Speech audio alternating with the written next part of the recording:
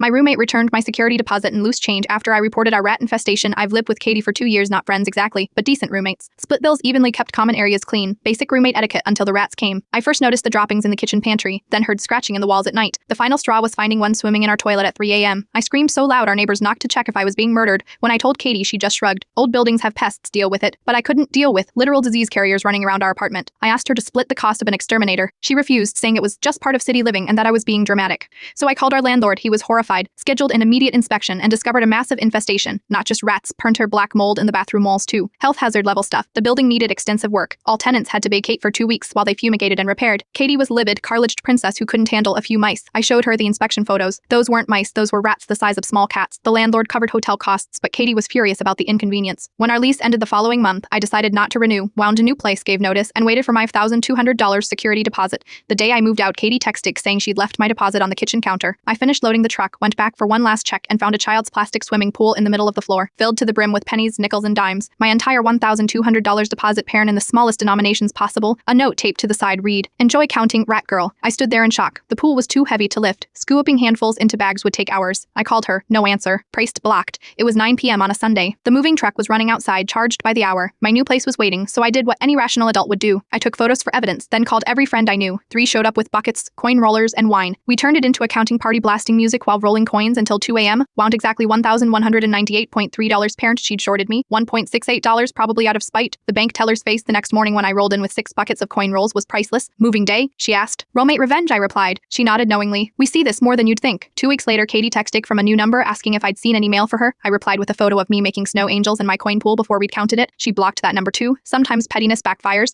Instead of ruining my day, she gave me a story I'll tell for decades. Parented enough laundry quarters to last until the apocalypse.